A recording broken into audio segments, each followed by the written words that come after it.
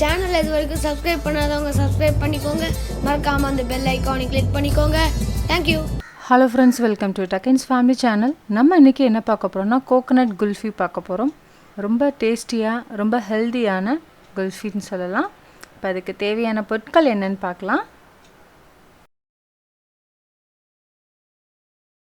1/2 litre பால் எடுத்திருக்கேன். நான் திக்கான பசும்பால் எடுத்திருக்கேன். பசும்பால்லையும் பண்ணலாம், பேக்கெட் பால்லையும் பண்ணலாம்.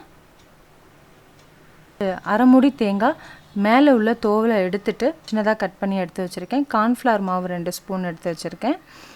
இது ஹோம்மேட் பாதாம் மிக்ஸ் பவுடர். பாதாம், முந்திரி, பிஸ்தா, ஏலக்காய், மஞ்சள் இதெல்லாம் சேர்த்து பவுட்ரு பண்ணி எடுத்து வச்சுருக்கேன். ஸோ அதுலேயே ஏலக்காய் நிறையா இருக்கும் ஸ்மெல்லில், அதனால் ஒரு ஏலக்காய் இப்போ எடுத்துக்கலாம். கார்ன்ஃப்ளவர் மாவை கட்டி இல்லாமல் பாலில் கரைச்சி எடுத்து வச்சுக்கலாம்.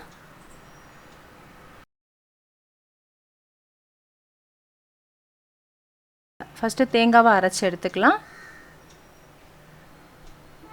தேங்காய் ஃபஸ்ட்டு அரைச்சதுக்கப்புறமா பாலில் கரைச்சி வச்சுருந்த கார்ன்ஃப்ளவர் மாவை சேர்த்து அரைச்சிக்கலாம். இப்போ ரெண்டையும் சேர்த்து நல்லா நைஸ் பேஸ்ட்டாக அரைச்சாச்சு. இப்போ உங்கள்கிட்ட பாதாம் மிக்ஸ் இல்லைன்னா பாதாம், முந்திரி, பிஸ்தாவை தனியாகவே பவுட்ரு பண்ணி எடுத்து வச்சுக்கலாம். 1/2 லிட்டர் பாலை நல்லா 1/4 லிட்டர் பால் வர்ற வரைக்கும் எடுத்து வச்சுக்கலாம். 1/4 லிட்டர் பாலாக நல்லா வற்றி வந்துருச்சு. இப்போ அரைச்சி வச்ச தேங்காய் பேஸ்ட்டை சேர்த்துக்கலாம். நல்லா மிக்ஸ் பண்ணிவிட்டு நெக்ஸ்ட் நாட்டு சர்க்கரையை சேர்த்துக்கலாம். 100 கிராம் நாட்டு சர்க்கரை சேர்த்துக்கலாம், கரெக்டாக இருக்கும். கூடுதலாகவே இனிப்பு சேர்த்துக்கலாம், அப்போ தான் ஐஸ்கிரீம் நல்லா செட் ஆகும்போது நல்லா இனிப்பாக இருக்கும். நாட்டு சர்க்கரையை சேர்த்து நல்லா மிக்ஸ் பண்ணிக்கலாம். 5 ஸ்பூன் பாதாம் மிக்ஸ் பவுடர் சேர்த்துக்கலாம். பாதாம் மிக்ஸ் பவுடர் இல்லைன்னா 5 பாதாம், 5 முந்திரி, 5 பிஸ்தா, 2 ஏலக்காய் இதெல்லாம் சேர்த்து பவுட்ரு பண்ணி சேர்த்துக்கலாம். பாதாம் மிக்ஸ் பவுடர் சேர்த்ததுக்கப்புறம் நல்லா திக்காக வந்துடும். அங்கங்கே கொஞ்சம் கொஞ்சம் கட்டி கட்டியாக இருக்கும். சூடு ஆறுனதுக்கப்புறம் மிக்ஸி ஜாரில் அரைச்சிட்டோம்னா கரெக்டாக வந்துடும். ஒரு 3 நிமிஷத்துல இந்த அளவுக்கு திக்காக வந்துடும். இப்போ ஸ்டவ்வை ஆஃப் பண்ணிடலாம். இது நல்லா சூடு ஆறட்டும். இப்போ மிக்ஸி ஜாரில் சேர்த்துக்கலாம். சூடு நல்லா ஆறிடுச்சு. மிக்ஸி ஜாரில் சேர்த்து நல்லா நைஸாக அரைச்சாச்சு. நல்ல எந்த கட்டியும் இல்லாமல் நல்லா சாஃப்டாக இருக்குது. வேறு ஒரு பவுலுக்கு மாற்றிக்கலாம். இப்போ எந்த ஒரு கட்டியும் இல்லை, பாருங்கள் எவ்வளோ சாஃப்டாக இருக்குது. ஹோல்டரில் ஊற்றிக்கலாம்.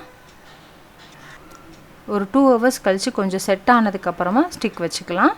அப்போ தான் நல்லா ஸ்ட்ராங்காக நிற்கும். இப்போமே ஸ்டிக் வச்சோம்னா நிற்காது. இப்போ பார்க்குறது ஒரு 2 ஹவர்ஸ் கழித்து பார்க்குறோம். 2 ஹவர்ஸ்லேயே நல்லா ஓரளவுக்கு திக்காக இருக்கும். சிசரை வச்சு சின்னதாக கட் பண்ணிக்கலாம். அந்த கவரை கரெக்டாக அந்த ஐஸ்கிரீம் ஸ்டிக் வந்து உள்ளே போகிற அளவுக்கு கட் பண்ணால் போதும்.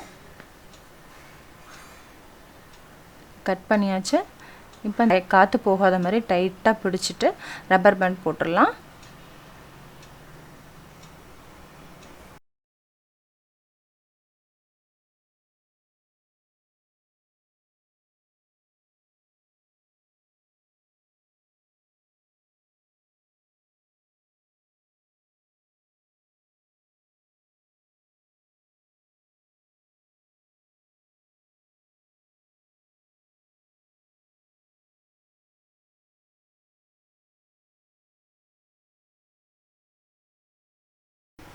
இப்போ பார்க்குறது கரெக்டாக ஒரு 8 ஹவர்ஸ் கழித்து பார்க்குறோம்.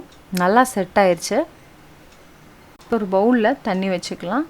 இப்படி எடுக்கும்போது ஈஸியாக வந்துடும்.